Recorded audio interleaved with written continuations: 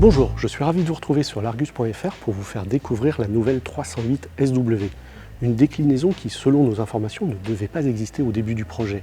Mais la demande client de certains pays, notamment l'Allemagne, a fait changer d'avis Peugeot.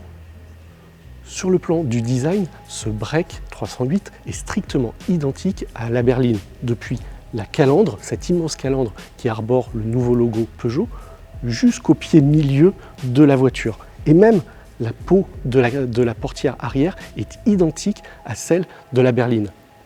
La ligne est beaucoup plus dynamique que celle du break actuel, avec une ligne de vitrage plus fuyante que la ligne du pavillon.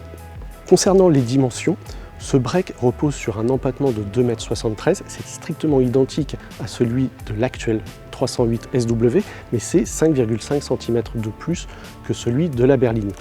Le porte-à-faux est également allongé par rapport à celui du break précédent, ce qui fait que la longueur totale de la voiture passe à 4,64 m, soit 6 cm de plus que la 308 SW actuelle.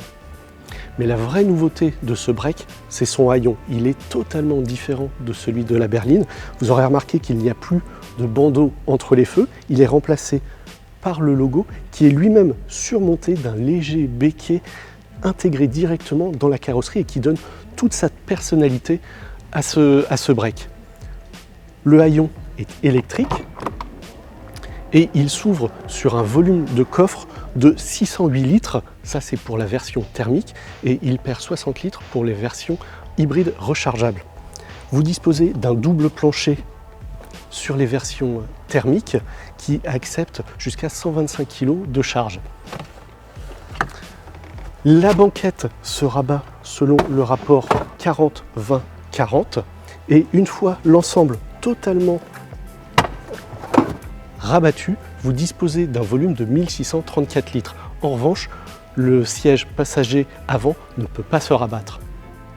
La présentation intérieure de ce break 308 est strictement identique à celle de la berline. On retrouve les compteurs numériques qui peuvent être 3D selon les finitions. Vous avez également cette dalle de 10 pouces tactile qui peut être soulignée selon les finitions également par des raccourcis sensitifs et personnalisables.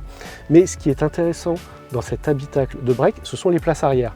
Et pour le coup, elle bénéficie directement de l'allongement de l'empattement par rapport à celui de la berline. Donc vous avez une belle aisance au niveau des jambes.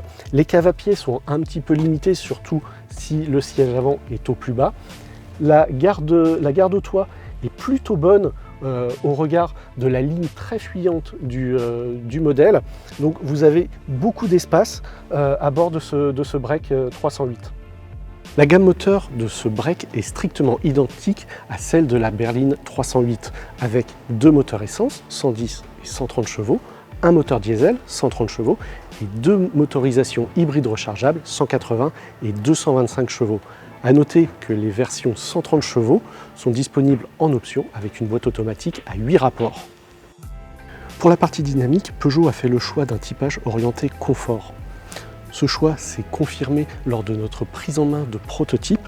Certains éléments comme la direction trop légère ou la suspension trop souple confirment ce changement de philosophie qui plaira sans doute au plus grand nombre, mais qui décevra certainement les passionnés du toucher de route Peugeot.